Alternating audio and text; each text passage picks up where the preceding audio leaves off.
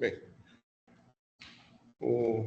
novamente, boa tarde, né? Hoje a gente vai conversar um pouco sobre as atividades 5 e 6. A gente está aqui na nossa semana de recuperação, então grande parte do pessoal está aproveitando para fechar outras agendas, itens que têm que ser colocados lá em atualização.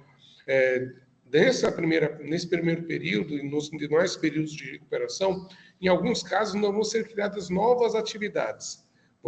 Vão deixar abertas as atividades já disponíveis. Não, quem não fez vai ter chance de fazê-las lá e conseguir aí recuperar o que não conseguiu nessas primeiras 5 agendas. Lembrando que segunda-feira encerra o prazo, né? Tanto das recuperações, como também da entrega da atividade 6, né? Da agenda 6, lá no Padlet, onde encerra aí a nossa atividade dentro desse ferramental. Bem, na atividade 5, né, na agenda 5, a principal ideia era fazer algumas demonstrações, né, de como implementar segurança. Essa questão da implementação de segurança é algo interessante, porque pelo seguinte, né, a gente fala tanto de segurança e a gente percebe que tanto no material, quanto no estudo, quanto no nosso cotidiano, quando a gente fala disso daí, ela tem várias vertentes, tem vários caminhos que você segue. Você pode pensar em segurança num conceito mais organizacional, então, condutas seguras, procedimentos seguros, certificação em seguranças, né, de processos, produtos, etc., onde você não está tão perto do código, né, você não está tão perto de ferramentas de segurança. E você tem um viés que a gente chama muito de gestão de segurança da informação. E você tem um outro viés, que normalmente é o perfil com o qual a gente trabalha dentro da formação técnica, da capacitação técnica, que é uma formação da segurança voltada mais para, vamos dizer assim, eu gosto de dizer que é mais na trincheira, né, que é onde você implementa segurança, né, você trabalha em cima dos pilares de segurança, confiabilidade, disponibilidade, a parte de auditorias, a parte de acesso, com os ferramentais nativos ou não a uma determinada plataforma ou ferramenta. No caso de desenvolvimento, quando a gente fala de segurança, né, você tem as linguagens de programação permitem que você implemente camadas de segurança em determinadas aplicações, em determinados sistemas, dependendo da necessidade do que você quer fazer. Dentro do material que é disponibilizado na Agenda 5, eu vou compartilhar aqui a minha tela com vocês. Só um momentinho, por favor.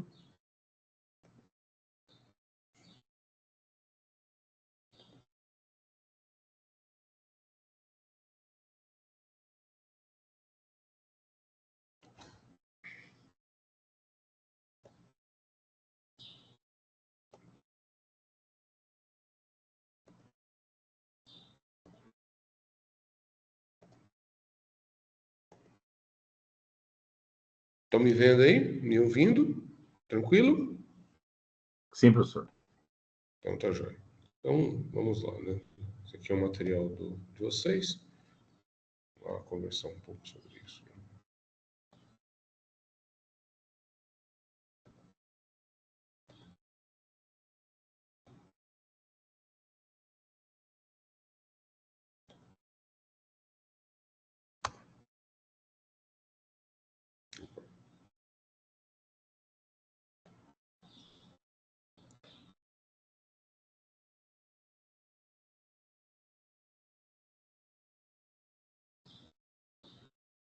Então, a gente agora já está no período de recuperação, né? Então já está disponível lá. Então, sexta-feira, aliás, segunda-feira, último dia de entrega.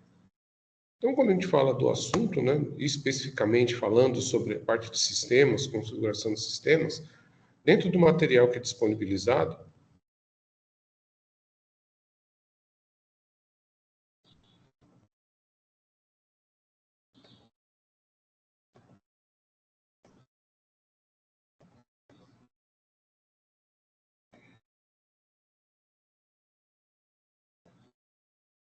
fala sobre segurança da informação, nós tem várias características, né, que são apresentadas aqui no material, mas uma das questões que mais são relevantes é isso aqui, ó.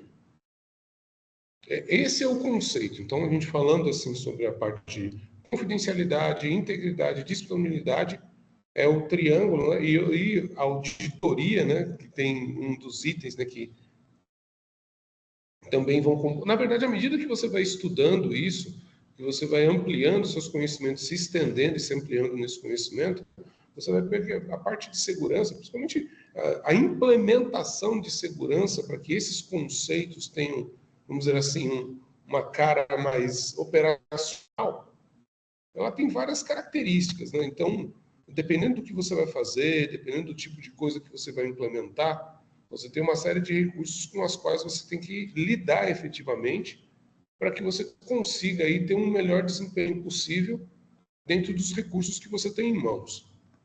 Em relação a isso, tem alguma dúvida, alguma pergunta? Gostaria de fazer alguma observação dentro desse conteúdo? Como só estamos assim, né, só conversando, trocando ideia com relação a isso aqui, você quer fazer alguma pergunta? Tem alguma dúvida sobre o conteúdo? Então, professor, em relação à agenda 5, não. A agenda 6 eu ainda estou estudando sobre a questão da implantação dos PETs, né? Estava lendo alguns materiais que que os meus colegas de sala publicaram lá, né? E estou pesquisando outras coisas, né? Sobre a questão de PETs, parte de segurança, assim, a gente entende muito como usuário, né? Mas como desenvolvedor, ainda para mim é um caminho novo. Tá, vamos então, a gente pode conversar a respeito desse tópico? Pode ser, professor? Pode? Então, já que você já tocou nesse assunto, vamos. Vou dar uma notícia ruim e uma muito ruim, tá? Então, vou começar com a ruim. A ruim é que patch de segurança, os patches em gerais, eles são remendos. Não que não soando no sentido ruim da coisa, mas ele é ruim de qualquer jeito, porque é uma correção que acontece, mas faz parte da evolução do sistema. Faz parte da necessidade de ajustes e adaptação à medida que qualquer sistema tem aí uma certa longevidade. Se a gente pegar, por exemplo, sistemas operacionais, que são as aplicações que normalmente têm o maior tempo de longevidade possível, no decorrer do tempo, com a melhoria de tecnologias, esses programas eles precisam ser melhorados, eles precisam ser adequados, precisam colocar funcionalidades que no início não existiam neles para atender novas demandas que vão surgindo no mercado. Então, como todo ajuste que você faz, todo remendo que você faz no sistema, ele tem que passar por uma série de testes de validação. Tecnicamente, assim, falando de uma forma mais objetiva e sem ser muito prolixo, pensa no patch como assim, são correções ou são novas funcionalidades que você vai ter que implementar num determinado aplicativo para ele atender novas demandas, ponto. Daí você pode perguntar, professor, eu vou desenvolver isso no quê? Depende. Se você vai desenvolver um patch para um sistema operacional, vamos pensar no Windows. A linguagem de programação utilizada para escrever o Windows foi C. C, C Sharp, C++. Você consegue desenvolver aí, você desenrola o .NET, que é o C Sharp, você desenrola para fazer as bibliotecas para o sistema operacional, para você criar funcionalidades, aplicações que são funcionalidades para o sistema operacional. Se você pensar em Linux, você pode usar C++, você consegue até usar alguma coisa em Java para criar aplicações para mexer no kernel. Se você for mexer no kernel do Linux, por exemplo, é em C. Então, não tem muito que negociar isso daí. C, C++ é o que você vai utilizar para fazer essas aplicações. E você sempre vai pensar no seguinte, né?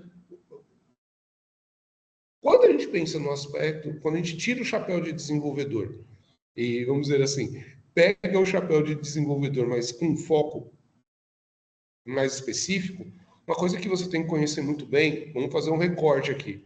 Então, eu sou um desenvolvedor que vou trabalhar com segurança. Tá. Então, o que significa isso em termos convencionais? Eu vou desenvolver aplicações, vou desenvolver atividades, vou desenvolver aplicações que visam principalmente, primeiro, mitigar vulnerabilidades do meu sistema. Então, eu preciso saber quais são as vulnerabilidades, o que já foi estudado, o que já foi testado, ou o que já foi percebido no sistema operacional para que seja corrompido. Então, coisas, por exemplo, de vulnerabilidades de sistema.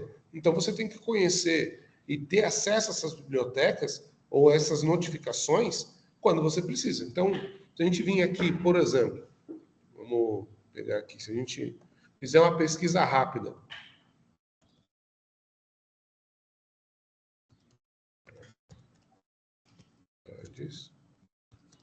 Windows 10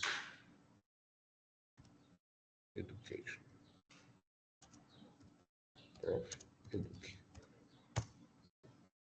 Então, você tem aqui, ó, dentro do próprio Microsoft Reports, ele mostra, por exemplo, vulnerabilidades. Então, existem vulnerabilidades de segurança na entrada e saída, mapeada de memória de alguns processadores Intel Windows 10, versão build 20H2, 21H2, 22H2, que é a última versão do Windows 10 disponível. Esse suporte, né, esse report, ele foi publicado em março de 2023. Daí eu resumo aqui, né? Intel lançou processadores MIMO, Scale Data Advisory. Aviso de segurança afirma que existem vulnerabilidades de segurança potenciais do MMO, que fala de entrada e saída de memória, para alguns processadores. Intel pode permitir a divulgação de informações. Daí aqui explica o que é essa informação do seu cliente, informa. Daí o que acontece? Aqui você acaba tendo diretrizes que vão te ajudar a implementar recursos para que você consiga obter os arquivos que vão trabalhar. Então aqui, ó, diretrizes de clientes do Windows para profissionais TI proteger contra vulnerabilidades. Então, o que acontece? O que são essas orientações? Daí aqui entra o que você tem que fazer. Deixa eu aumentar um pouco aí para ficar um pouco mais legível depois no vídeo. Deixa eu minimizar aqui. Então aqui, processadores Intel, ARM, AMD e ARM, aviso de segurança, CVEs, vulnerabilidades e exposições comuns. Então, cada documento desse que você vai ter que ler, dependendo da especificidade do seu trabalho, vai te dar a informação da vulnerabilidade propriamente dita e como você vai implementar no seu sistema. Então, vamos supor aqui, ó, documentação de orientação para mitigar vulnerabilidades do canal lateral de execução especulativa, ou Microsoft Guidance for Specialty Store Bypass, que são documentos referentes a essa vulnerabilidade. Daí, cada item tem a sua mitigação, fala sobre quais são os relatórios, quais são os itens adicionais que você tem que pesquisar, daí uma documentação vai levando a outra. Daí, mediante isso, pode ser que você tenha como orientação, vamos supor, por exemplo, que eu precise fazer uma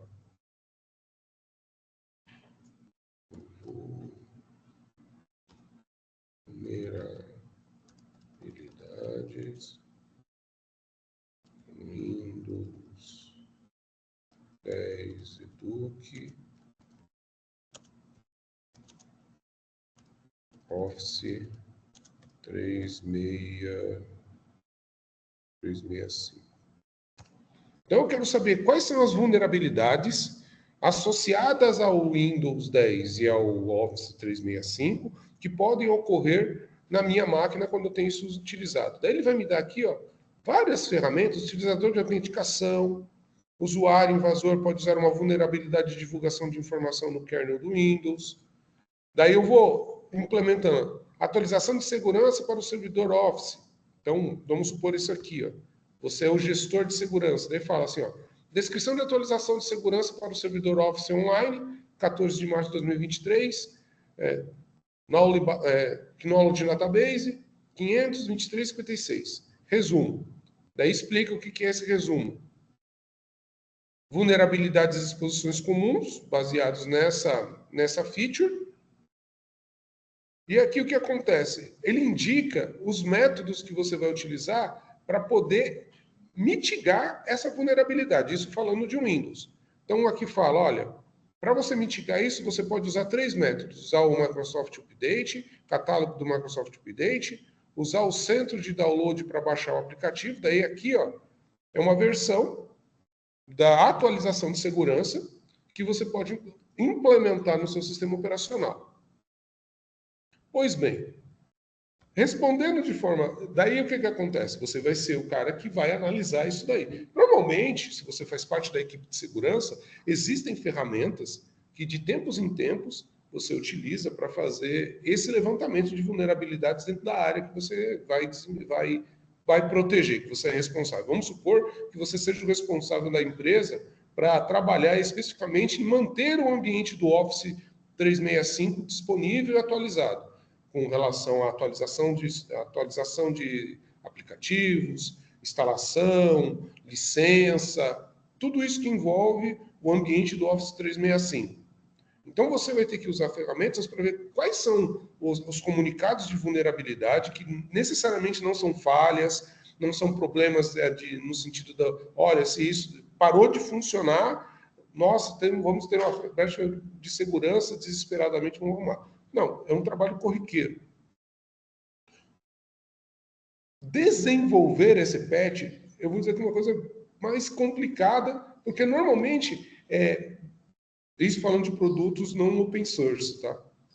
São coisas que você vai implementar somente se você faz parte da equipe de desenvolvimento daquele produto. Você só vai trabalhar com desenvolvimento de patches para Windows se você trabalha na equipe que desenvolve para o Windows. Porque para você desenvolver um patch, você tem que conhecer o kernel, você tem que conhecer o código do programa para desenvolver essas aplicações. Não é algo que você faz à parte e depois encaixa no sistema operacional, por exemplo, para fazer essas correções. Qualquer patch de segurança, de produto, de plataforma, ela vem e mexe diretamente na estrutura do sistema operacional ou na estrutura do aplicativo. Então não é algo que assim, putz, hoje eu acordei, eu quero fazer um patch de segurança para o meu, sei lá, para o meu Linux. Apesar que para o Linux você até poderia fazer, porque como é open source, você pode estudar o código, achar lá uma vulnerabilidade que você acha interessante, percebi lá que, por exemplo, se eu tiver múltiplas chamadas ou múltiplas conexões em uma pasta determinada lá, ela começa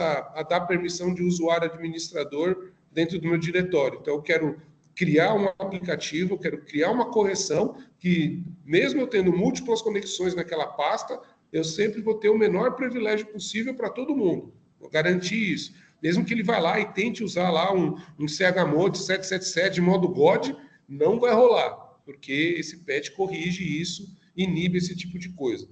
Está conseguindo me acompanhar aqui? Sim, professor.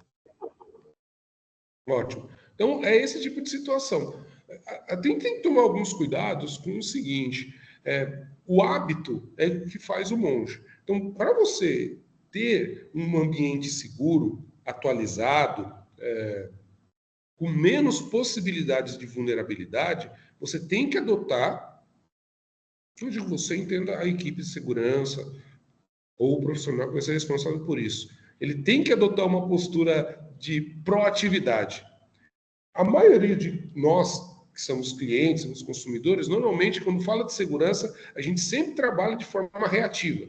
É natural a gente trabalhar, para a nossa cultura aqui, é natural a gente trabalhar de forma reativa. A gente só vai se preocupar em colocar um cadeado na porta quando o ladrão tentou entrar. A gente só vai se preocupar em colocar uma trava no carro quando tentar assaltar. A gente só vai se preocupar em colocar tranca na janela quando alguém tentou invadir. É natural, e isso vai se agravando, vamos dizer assim, dependendo muito do local, dependendo muito da cultura das pessoas. E isso reflete nos trabalhos, não tem como dizer que não reflita.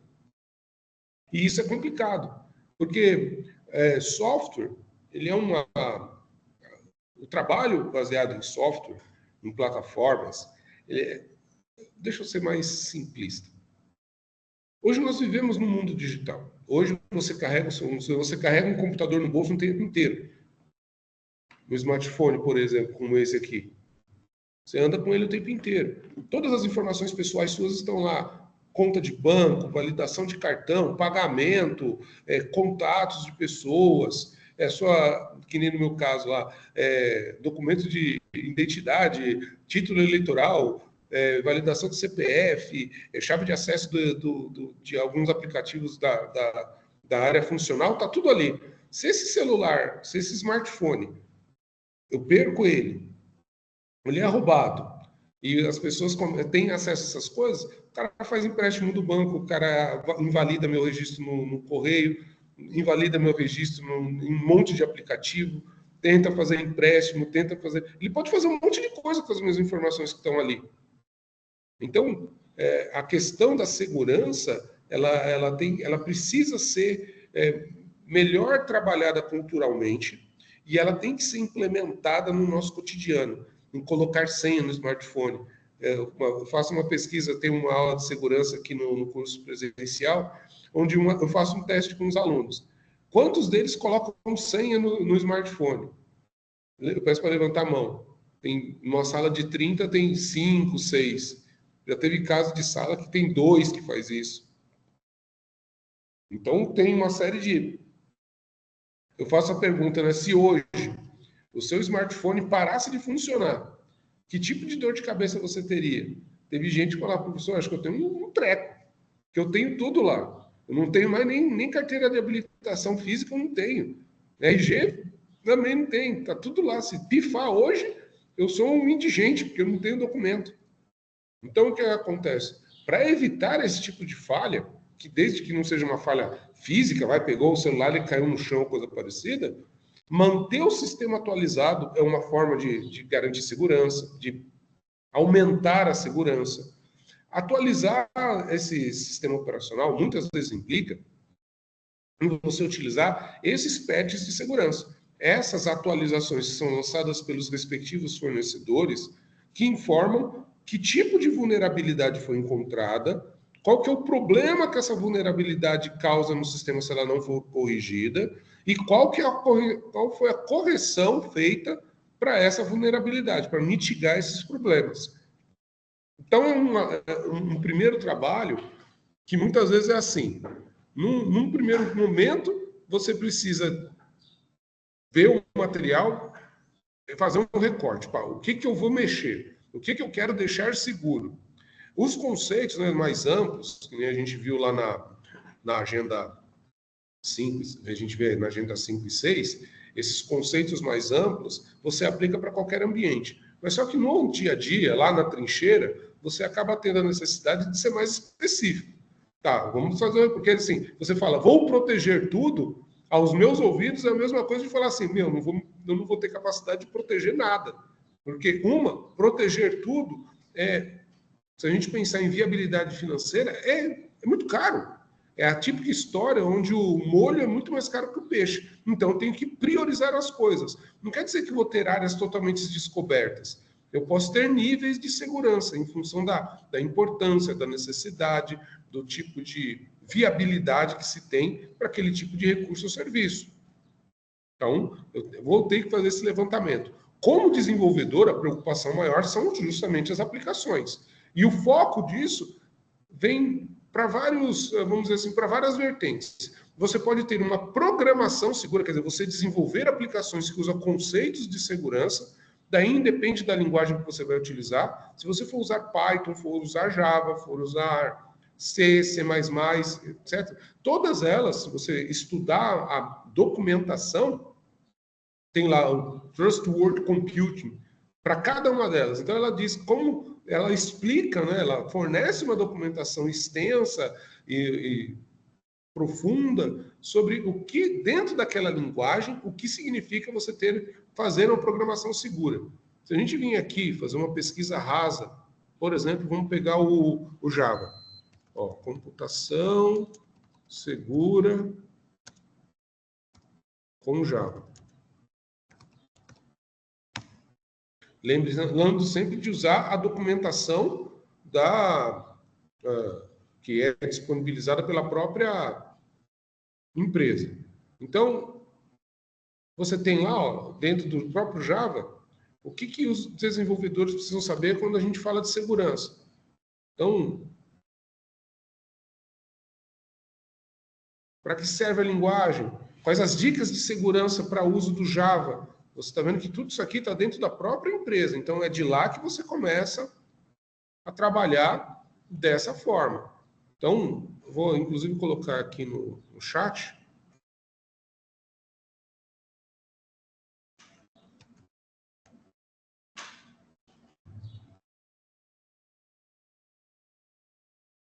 Vou colocar aqui.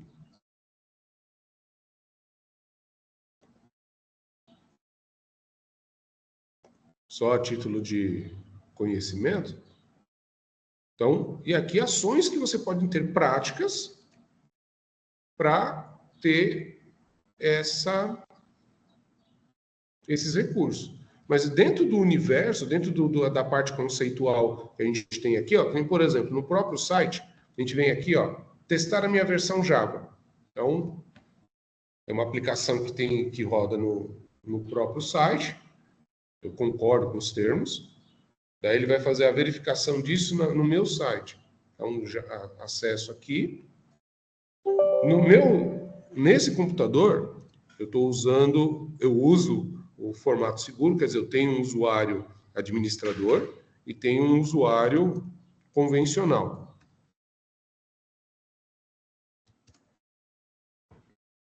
Eu só vou conseguir executar ações que mexam no meu sistema operacional se eu tiver privilégio de administrador. Por exemplo, nessa máquina aqui, eu não tenho Java instalado. Então, já vou ter que, se eu precisar implementar qualquer recurso aqui que utilize o Java, eu tenho que instalar isso daqui. Daí ele me indica qual que é a versão do Windows, que é o sistema operacional que eu uso, daí ele me informa as licenças, me informa quais são os procedimentos para instalação. Então, isso que eu estou fazendo, todo esse conjunto de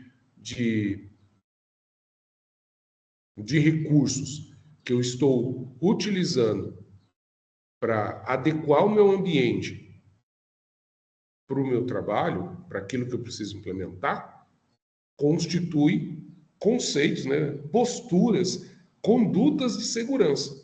Daí isso vai variar de empresa para empresa. Se eu estou desenvolvendo, se eu sou um desenvolvedor, trabalho com Java, eu preciso manter a atualização do Java, preciso verificar quais são os patches de segurança para essa aplicação, qual que são as condutas, como nesse mesmo material que eu passei para vocês aí, quais são as condutas que você precisa ter para manter o meu ambiente seguro para desenvolvimento. Então, tudo isso daí são, vamos dizer assim, são rotinas e condutas que você vai adotar, que você vai adequar a cada trabalho que você desenvolve. Como desenvolvedor, pensar assim, eu vou querer desenvolver o meu patch. Vai depender, é aquela coisa, dependendo da empresa para a qual você presta serviço, talvez seja necessário que você use seus conhecimentos de programação para implementar soluções para esse tipo de coisa. Na prática, no cotidiano, que nem a postagem que você tem que fazer lá no Padlet, onde você tem que explicar isso, você tem um ambiente de rede e precisa implementar os patches de segurança. Então, parte-se do pressuposto que, primeiro, se é um ambiente de rede, supõe-se que todos os equipamentos e dispositivos dessa rede, primeiro, tem os drivers necessários para comunicação. Segundo, tem capacidade de processamento suficiente para atender essas demandas. Terceiro, tem capacidade suficiente para implementar ou para aceitar dentro do que é possível da arquitetura que é disponibilizada, recursos para essas atualizações. A maioria das postagens que o pessoal colocou lá, né, falou de modo genérico, como se planeja, aonde buscar informação. Para ficar... que assim, né, no caso lá, para validar a atividade, você tem que postar isso, né, tem que fazer essa postagem fazendo um relato. Vamos colocar assim, o que você tem que colocar nessa postagem tem que ser o suficiente que um técnico, ao ler aquela postagem, consiga fazer aquele procedimento e atingir o objetivo. É isso que a postagem, o que você vai postar lá tem que conseguir transmitir. E essa postagem tem que ser comentada pelo menos por 2 colegas seus. Então, você postou, 2 colegas seus têm que ir lá e comentar. Daí o objetivo cumprido. Se você postou e ninguém comentou, não tem nota máxima. Se você postou anônimo, eu nem vou conseguir dar nota para você, porque eu não sei quem é, então tem que ter nome. E tem que estar postado dentro do prazo. Então, a postagem sua tem que ser até no máximo na segunda-feira. Se postou na terça, já não vai ser aceito a postagem como item de avaliação. Fica para a próxima, para a atividade de recuperação que é disponibilizada depois, no outro período de recuperação. Mas a ideia geral ali é que você consiga implementar isso da melhor forma possível. Pode falar, Fábio.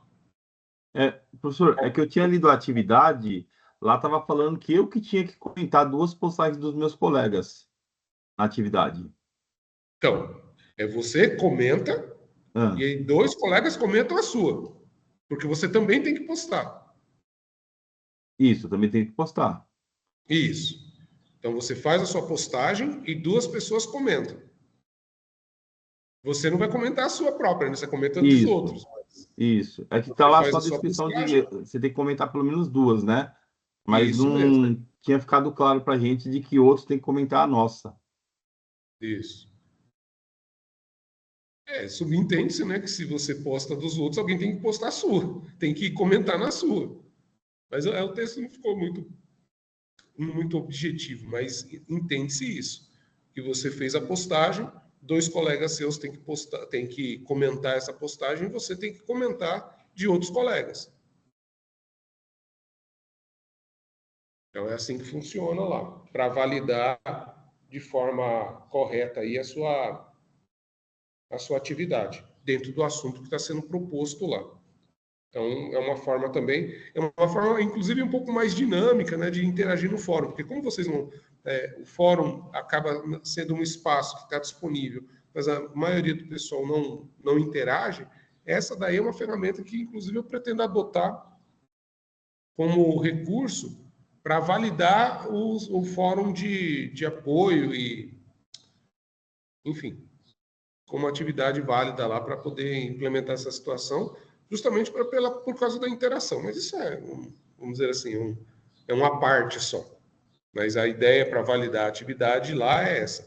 Você faz a sua postagem lá com um tema proposto, 2 colegas têm que comentar o que você postou, né? Ler lá o que você escreveu e fazer um comentário, e você que escreveu e postou, você vai comentar de outro colega. Inclusive, pode ser dos 2 que postaram lá, que comentaram o seu, você vai lá e comenta o deles. E assim vai dando engajamento na atividade. A ideia é que todo mundo leia de todo mundo. Tudo bem até aqui? Tá ok, professor. Dúvidas? Não, por enquanto não, professor. Então tá bom. Se você quer fazer mais alguma pergunta, se você quer fazer mais alguma observação, sinta-se à vontade. Eu só vou fechar o assunto aqui, daí a gente já encerra. Se você não tiver mais nenhuma pergunta, nenhuma dúvida, daí a gente encerra o nosso bate-papo de hoje, tudo bem? Tá ok, professor. Eu estou tranquilo aqui, tá bom?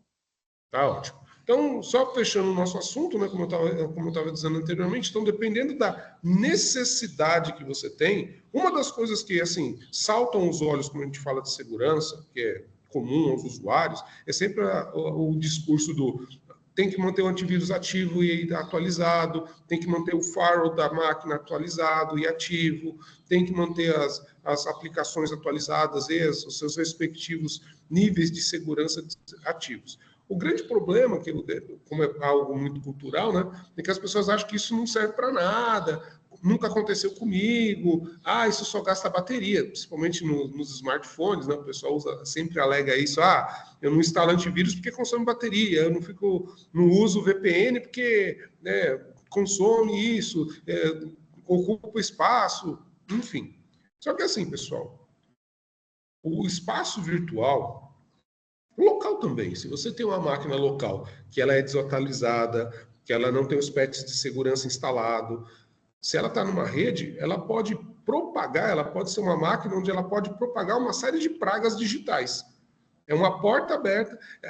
É muito comum, por exemplo, essas máquinas de usuário, né, rede doméstica, essas máquinas, elas serem, por não ter firewall, ou por estar com o antivírus desatualizado, ou aquelas versões baratinhas de antivírus que só faz o básico, essencial, o elementar, virar a máquina para ficar minerando Bitcoin para os outros. Daí o cara vai lá, a máquina está lenta, a conexão do cara está sempre vamos dizer assim, com um consumo de largura de banda alto, e ele não usa, só usa para ver streaming ou coisa do gênero, então ele acaba não percebendo, em função da utilização que tem. No caso dos desktops, hoje assim, é uma praga esse tipo de situação. Agora, nos smartphones, isso está aumentando de forma absurda, porque hoje os smartphones têm um poder de processamento igual ou até maior do que muitos desktops que você encontra por aí ainda em funcionamento. Então, e como as pessoas, por padrão, né, por costume, etc., não ativam esses recursos, não se preocupam com isso, mesmo hoje, recentemente, a maioria dos sistemas operacionais fazerem isso de forma automática, daí ele ouve em algum podcast, ele vê em algum vídeo de TikTok, não, vamos deixar o seu smartphone mais rápido, vá lá no comando isso, faça aquilo, e pá, desativa, olha só quanto é rápido.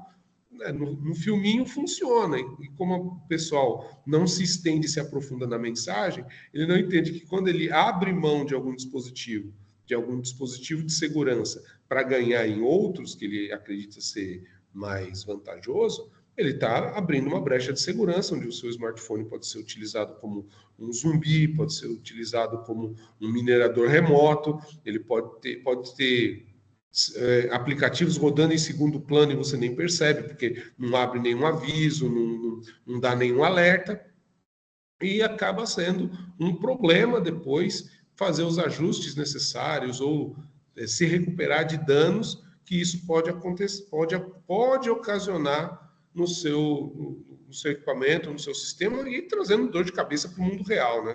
Que é o que é o mais preocupante, né?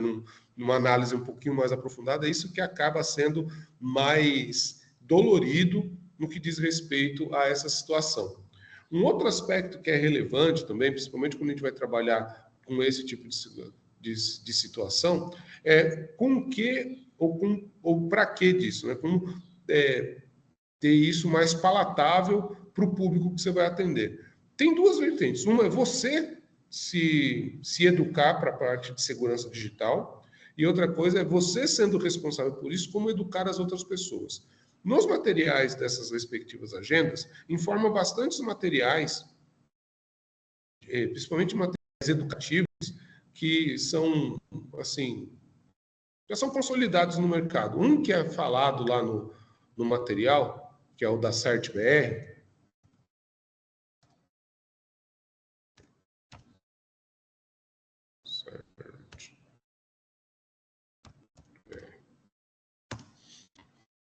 que são esses caras aqui. Então, eles têm um material sobre segurança que são muito, muito, muito legais para você trabalhar, para você entender como é que você fala, né? Como é que você pode divulgar a parte de segurança, principalmente quando você fala por exemplo, vai falar de redes. Então, como é que você pode proteger isso, falar desse tipo de coisa de uma maneira não muito técnica, mas que atende de forma bastante eficaz algumas condutas que são necessárias para isso, né? Então, como é que você trabalha com esse tipo de coisa? Geralmente essa comunicação, ela é algo que é importante, que o elo mais fraco em todo esse processo são as pessoas. Se as pessoas não se preocupam em ter condutas seguras, você pode ter a melhor ferramenta, você pode ter o melhor equipamento, você pode ter o melhor algoritmo de encriptação e decriptação, você pode ter a chave pública e privada com 1096 bits, mas se as pessoas elas não têm conduta segura, nada ajuda muito. Eu vou deixar esse link aqui também no chat, para depois vocês poderem dar uma olhada aí. Tá? Então, me fala sobre os itens, onde inclusive nesse material você consegue ter algumas noções básicas, né, de como entender dentro de um ambiente corporativo, dentro de um ambiente de rede, quais são as condutas mínimas que você tem que adotar, seja você que está cuidando, ou é você que está utilizando, para você conseguir aí manter esse ambiente minimamente seguro para a utilização. Pode falar, Fábio. Então, o senhor considera, por exemplo, que numa rede, por exemplo, de computadores, é mais importante a educação do meu usuário do que, às vezes, até a própria tecnologia? Olha, eu vou ser muito honesto, vai ficar gravado, então não vou, vou falar sem vergonha. Sim, se você treina o material humano, se você conscientiza as pessoas que utilizam daquela infraestrutura, você tem menos problemas na tecnologia. Uma coisa besta. Nem, por exemplo, aqui nos nossos laboratórios de informática, a gente tem um problema grande que é assim, os alunos ficam trazendo pendrive para usar em sala. Mesmo com os recursos do OneDrive, onde ele pode usar, ou o Google Drive que ele pode usar, ele traz o bendito do pendrive, que ele traz lá não sei aonde, não sei o quê. Na hora que ele enfia o pendrive na máquina, nossa, o antivírus aqui sai apitando e ele fica assustado com isso. E para ele, não deveria ser assim. Assim, ele acha que é frescura, que não precisa. Eu nunca tive problema, só aqui na escola que isso acontece. Só que se não tem essas medidas de antivírus, de coisas do gênero, uma máquina em que ele coloca esse pendrive sem verificação de antivírus pode contaminar a rede inteira. E dependendo da situação, ele vai lá e contamina os arquivos do servidor, e isso vai se propagando que nem fogo em mato seco. Mas se o aluno é treinado, olha, dentro do nosso ambiente, para você salvar os arquivos, você tem que usar o seu driver digital, tá aqui as suas credenciais, você tem que tomar conta, joga no colo dele a responsabilidade. Isso foi um trabalho que foi feito aqui durante quase 2, 3 semestres. A gente diminuiu muito o problema com relação a esse tipo de coisa. Daí você pode falar, o que a gente investiu nisso? Nada. Assim, a gente não teve que criar nenhum dispositivo mirabolante, porque é aquela coisa, né? Se você não treina as pessoas, você vai ter que procurar recursos tecnológicos. Então, desabilita o USB, coloca firewall, coloca bloqueio, coloca não sei o quê. Daí isso só vai aumentando o custo e você vai percebendo que, no caso específico aqui de cuidar do laboratório, são 2, 3 para cuidar e 600 pessoas usando nos 3 períodos, vai se juntar os 3 períodos. Você não vence, porque sempre vai ter um que vai ver um videozinho não sei aonde, vai ver um cara que mexeu não sei a quê, uma coisa que ele viu lá não sei na onde, para mexer não sei do que. Daí você começa a ter um monte de trabalho, um volume de trabalho absurdo para algo simples que, olha, não pode conectar, por uma das situações, não pode ficar conectando pendrive nas máquinas, sem a devida verificação. Se ele passa na verificação de antivírus, beleza. Agora, se não passa, não vai poder usar. Então, no cotidiano que eu tenho, eu posso afirmar com certeza que quando você conscientiza as pessoas, treina as pessoas a ter conduta segura dentro de um ambiente digital, o seu ambiente tecnológico ele consegue ter mais longevidade de funcionamento e você consegue ter essas atualizações, é claro que elas têm o seu devido peso, mas te atrapalha muito menos, você vai ter menos dor de cabeça com isso. Então, a resposta simples para isso na minha visão, quando você conscientiza as pessoas que vão usar esses recursos de como usar de forma segura, você acaba tendo menos problema na área tecnológica. Você acaba tendo menos incidentes nos equipamentos, nos sistemas. Agora, quando não tem, onde a maioria de nós da área de tecnologia, eu vou falar, carga para o usuário e acha que ele não tem competência, e vamos focar na máquina, vamos focar no programa, vamos focar em recursos tecnológicos para isso, daí você compra uma briga. É o que eu sempre falo para o pessoal que vai para a área de tecnologia e principalmente tem que cuidar de ambientes onde você tem assim acesso direto dos usuários, né, que vão usar para computação de uso geral, para o trabalho, enfim, de uso geral. É que eles são vários e você é um só. E eles vão fazer de tudo, vão usar dos recursos disponíveis para fazer o que eles precisam, para fazer aquilo que eles acham que precisam fazer, mesmo que isso seja contra políticas de segurança, seja contra as boas práticas, e não é que eles fazem por isso, não, acordo de manhã, nossa, que vontade de colocar um vírus lá, um worm, um keylogger na rede da empresa. Ele não acorda com isso daí, com essa intenção, mas ele também não liga se ele não tem esses cuidados, desde que vamos dizer assim, aparentemente não o prejudique, não cause dor de cabeça para ele, ele vai propagar isso daí dentro da empresa, dentro do ambiente de rede, mesmo que até mesmo às vezes de forma inconsciente. Às vezes ele não tem nenhum tipo de alarme no smartphone dele, ele não usa nenhum antivírus no notebook, ele não se preocupa com isso, porque uma coisa que eu observei no decorrer dos anos, aonde eu tenho o usuário mais consciente dessas coisas? Não são nos treinamentos, não são nas conscientizações, nem nada do gênero. É quando ele fala, putz, cara, perdi minhas fotos, perdi meu backup, deu vírus no meu smartphone, perdi tudo, dá lá no computador da minha mãe, lá no computador da minha esposa, ela fica baixando umas porcariadas, perdi a credencial do banco, tive que ir lá pedir chave, tentaram fazer um Pix porque pegaram a conta lá de não sei quem. Aí esse cara é fácil. Nossa, esse daí abraça a causa. Você fala para ele, a partir de agora, para garantir segurança, pendrive amarelo. É ridículo se eu falar isso. Se você é autoridade e falar isso, o cara abraça a causa, ele só anda com pendrive amarelo, porque fulano é seguro e como eu já me ferrei, não sei o que lá, então eu vou fazer. Agora, aquele usuário, aquele colaborador, aquele funcionário que nunca sofreu nada nesse sentido, nunca teve nenhum viés nesse sentido, ele usa, sempre fez lá do jeitão dele.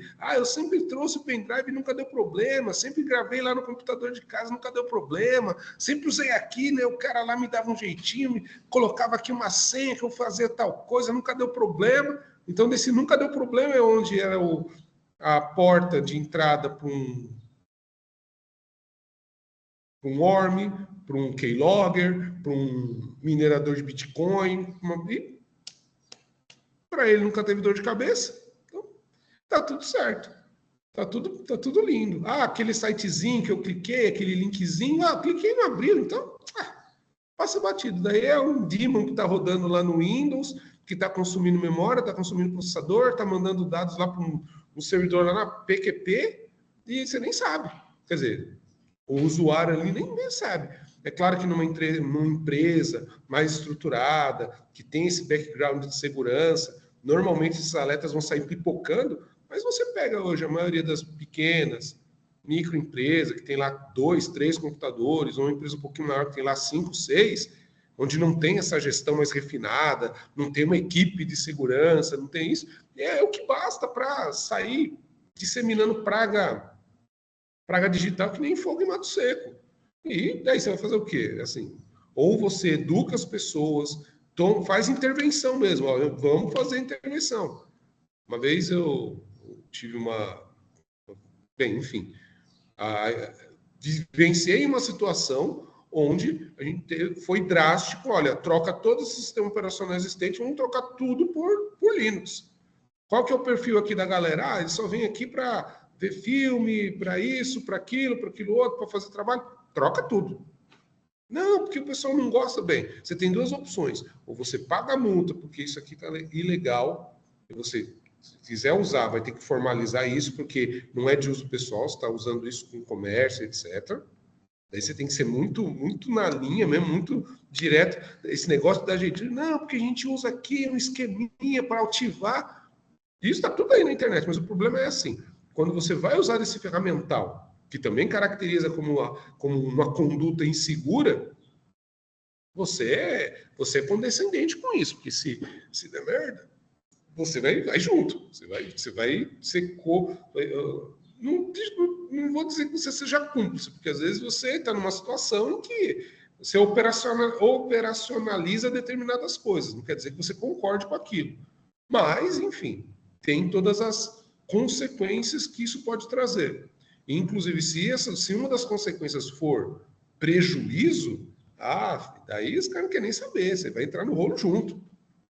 Mas, enfim, só para a gente finalizar, né? Essas duas agendas, elas visam principalmente mostrar a importância que isso tem. Essa observação que você colocou é muito pertinente, porque ela também impacta nas pessoas. Então, uma vez que você consegue conscientizá-las, que vocês conseguem municiá-las de informações e indicar para ela que a vantagem de se usar as boas práticas para que ela tenha o menos prejuízo possível, você vai ter, como consequência disso, um ambiente tecnológico que vai te dar menos dor de cabeça. É claro que a questão da vulnerabilidade, a questão de algo que é algo convencional, né?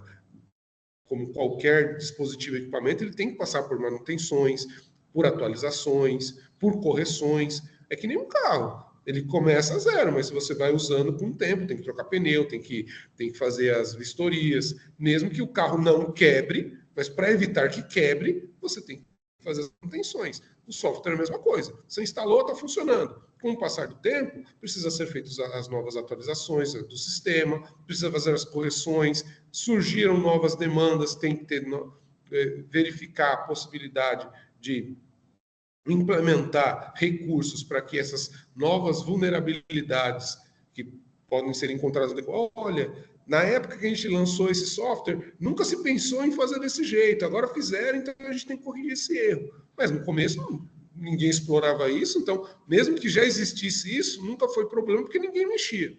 Agora vai ter que corrigir porque agora as pessoas mexem. Nessa questão mesmo de alguns anos, de alguns meses para cá, de uns anos, 1 ou 2 anos para cá, um dos problemas que acontece bastante, principalmente com os processadores das novas gerações, são problemas de vulnerabilidade, de bibliotecas, de instruções que são utilizadas nesses processadores, em alguns processadores e algumas builds de sistema operacional, onde você pode explorar a vulnerabilidade, onde você consegue obter informações do sistema, como contas de privilégio elevado, recursos de acesso de alto privilégio no sistema operacional, a partir dessa camada mais baixa. Mas daí você pensa, mas como vai mexer nisso? Cara, a ocasião foi o ladrão. Essa frase parece ser piegas, mas ela é muito pertinente. Então, para a gente encerrar a nossa conversa aqui, né, e agradeço aí a participação, é justamente o quê? Que você mude sua conduta. Se você tem, melhore. Se não tem, adote uma conduta, uma postura de condutas seguras para o seu ambiente. Estude o ambiente com o qual você precisa fazer essas atualizações, vendo quais são as críticas, que são as mais, como o próprio nome diz, são críticas, então elas têm que ser corrigidas o mais breve possível e estabeleça boas práticas para manter o ambiente seguro. E é isso, pessoal. Agradeço aí a participação de vocês. Para aqueles que vão assistir isso depois, lá vai ter, essa gravação vai ficar disponibilizada no YouTube. Hoje mesmo já estou postando isso lá e já passo o link da aula passada e dessa aula aqui, desse nosso bate-papo aqui, para vocês terem aí como referência para poder assistir depois, caso tenha alguma dúvida, caso queira se aprofundar e se estender sobre o assunto das agendas que a gente está comentando. Então, muito obrigado aí pela participação e a gente se vê aí, né, a gente se fala aí numa próxima oportunidade. Muito obrigado. Obrigado, professor. Tchau, tchau.